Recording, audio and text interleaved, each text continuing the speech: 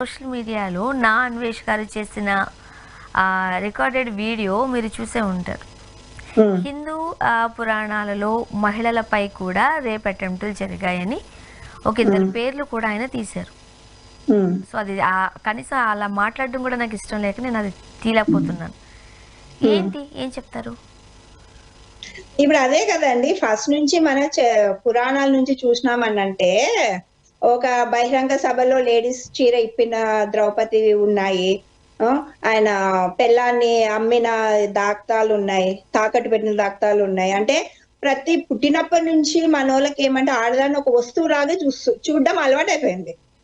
Especially మన ఇండియాలో, నేను అన్ని కంట్రీలు అని చెప్పలేను కానీ మన ఇండియాలో మన పురాణాల నుంచి చూసుకుంటూ వస్తే అదే పద్ధతిలో మన వాళ్ళు పాటించారు. అక్కడే ఆ షెల్లోనే మన వాళ్ళు మైండ్ సెట్ కూడా 2026 వచ్చినా కూడా ఆ మైండ్ సెట్ మనుషులకి మారడం లేదు. ఇప్పుడు ఒక అబ్బాయికి 3 వచ్చినా అమ్మాయి తప్పు, ఒక అబ్బాయి రేప్ చేసినా అమ్మాయి డ్రెస్సింగే తప్పు. అంటే అవతల ఏం తప్పు లేదు. అంటే ఒక అబ్బాయిని ప్రోవోక్ చేస్తున్నాడు అంటే అది లేడీస్దే తప్పు. లేడీస్ ఎట్లన్నా ఉండేది, కూర్చొని తప్పు, నించొని తప్పు, మోడర్న్ ఉన్నా తప్పు, మోడర్న్ గా లేకపోయినా తప్పు, మొగోళ్ళు ఏం తప్పు ఉండదు. ఇదే ప్రాబ్లం అవుతుంది. ఇప్పుడు అన్ని కంట్రీస్ వాళ్ళండి మా కంట్రీలు ఎట్లా డెవలప్ చేసుకోవాలా, మేము ఎట్లా ముందుకు వెళ్ళాలా, 2026 లో ఎట్లా పోవాలంటే మనోళ్ళు ఏంది అంటే సాంప్రదాయాలు, చీర కట్టుకుంటే సాంప్రదాయం, డ్రెస్సులు వేసుకుంటే చీర. ఇప్పుడు తప్పుడు పని చేసిన ఒక ఆమె చీర కడితే ఆమె సంసారి, సిన్సియర్ గా ఉండే ఒక అమ్మాయి మోడర్న్ డ్రెస్ వేసుకుంటే ఆమె ఎల్లు. ఇదే మైండ్ సెట్ లో ఎన్ని రోజులు బతుకుతున్నారు మనుషులు? నాకు అదే అర్థం అవ్వడం లేదు. ఇప్పుడు ఆయన ప్రపంచాలు తిరిగాడు కాబట్టి ఆయనకు అవేర్నెస్ ఉంది కాబట్టి ఆ స్టేట్మెంట్ ఇవ్వగలిగారు. మనోళ్ళు ఏమంటే కాన్షియస్. ఇప్పుడు ఈ మాట నేను చెప్తే 10 మంది నన్ను తిట్టుకుంటారు. అంటే వాళ్ళ కంఫర్ట్ జోన్ లోనే వాళ్ళు ఒకరి మంచి అనే దీంట్లోనే మనోళ్ళు బతుకుతున్నారు తప్ప ఏది నిజము, ఏది రియాలిటీ, ఏది మంచిది, ఏది చెడు అని ఆలోచించే సూక్ష్మం మర్చిపోయారు జనాలు. ఇప్పుడు అన్వేష్ గారు ఏదైతే వ్యాఖ్యలు చేశారో ఆ వ్యాఖ్యలు మీరు సమర్థిస్తున్నారా? Of course సమర్థిస్తానండి. ఎందుకంటే ఆడదానికి ఏ రోజు మర్యాద ఉంది నాకు చెప్పండి. ఇప్పుడు ఈ రోజు ఒక మొగోడు ఇంకొక అమ్మాయి దగ్గర పోతే పెళ్ళాం బాగా చూసుకోలేదు, పెళ్ళాం ఇస్తే ఆడి ఇంకోటి మొగోడి దగ్గర పోతాదా మొగోడిది అని అంటారు కానీ మొగోడిది తప్ప అన్నారు. అదే మొగోడు ఒక సాంప్రదాయమైన వీర పద్ధతితోనే చెప్తానండి, పుట్టినప్పటి నుంచి సాంప్రదాయంగా పుట్టిన ఒక అమ్మాయి పెళ్ళైనాక మొగుడికి అమ్మాయిని మోడర్న్ డ్రెస్ లో చూడాలనుకుంటే ఆ అమ్మాయి మోడర్న్ డ్రెస్ వేసుకోకపోతే ఈ మొగోడు ఇంకొక ఆమె దగ్గర పోతాడు, అది తప్పే. మోడర్న్ డ్రెస్ ఇప్పుడు ఒక మొగోడు పెళ్ళాంతో మోడర్న్ డ్రెస్ చూడాలనుకుంటాడు, సరే మొగుడు కోరిక పెళ్ళాం తీర్చాలా. ఆ స్థితిలో మన ఎన్విరాన్మెంట్ మనం పెంచలేనప్పుడు, అవేర్నెస్ లేకున్నప్పుడు, సాంప్రదాయం పద్ధతులు పాడని పెంచినప్పుడు రేపు మొగోడు కోరిక తీర్చలేదు, వాడు ఇంకొక ఆమె దగ్గర పోతాడు. ఎవరు దీనికి రెస్పాన్సిబిలిటీ చెప్పండి? అంటే ఎటువంటి బతకాలా? ఎవరు చెప్పాలి ఇవన్నీ మనకు? ఎవరు చెప్తున్నారు? ఏది కరెక్ట్ ఏది రాంగ్ అని ఎవరు జడ్జ్ చేయాలి? ఇప్పుడు ఆయన స్టేట్మెంట్ ఆ రోజు ఇచ్చింది. ఇప్పుడు ఈయన ఇప్పుడు ప్రపంచం తిరిగాడు, ఈయనకు అవేర్నెస్ ఉంది కాబట్టి ఈయన ఈ స్టేట్మెంట్ ఇచ్చాడు.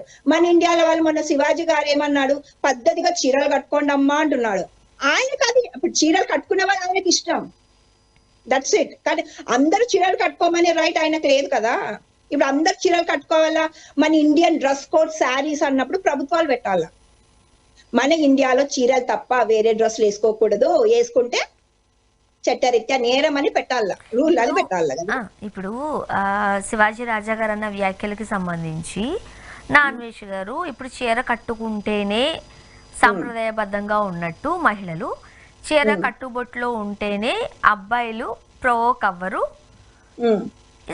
ఈ వేలో మాట్లాడుతూ అలా అయితే పురాణాలలో ఇతిహాసాలలో కూడా రేప్ అటెంప్టులు జరిగాయి, ఇది కదా ఆయన ఉద్దేశంతో ఆయన అన్నదానికి మీరు అనేదాన్ని బట్టి.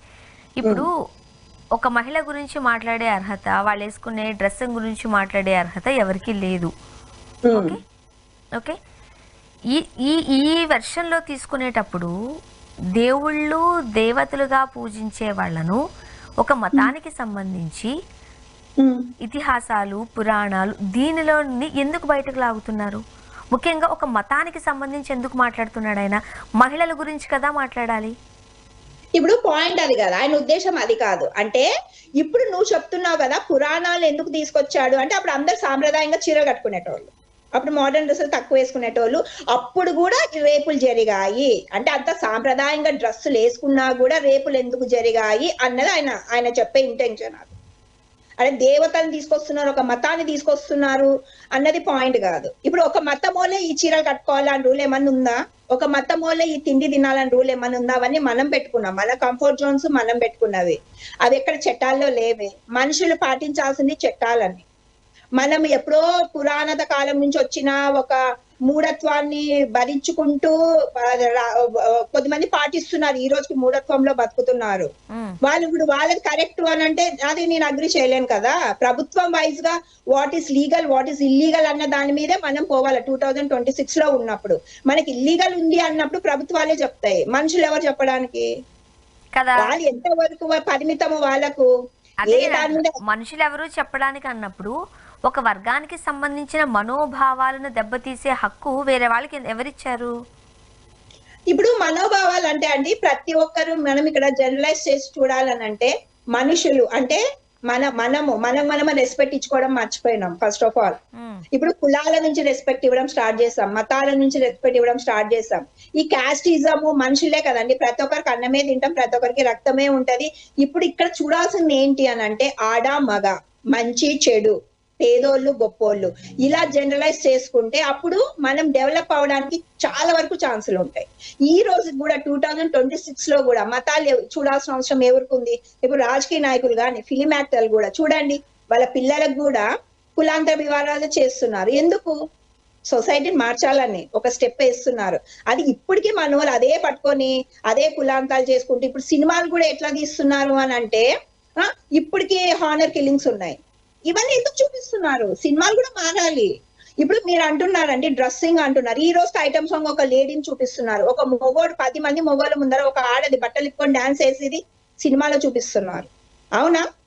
ఇప్పుడు అది ప్రభావం ఎక్కడ ఉంటుందా? ఎక్కడో రోడ్డు మీద ఎవరో ఒకరు వాళ్ళ కంఫర్ట్ జోన్ లో డ్రెస్సులు వేసుకోవడం ప్రభావం ఎక్కువ ఉంటుందా? సినిమాలు ఎవరి కోసం తీస్తున్నారు?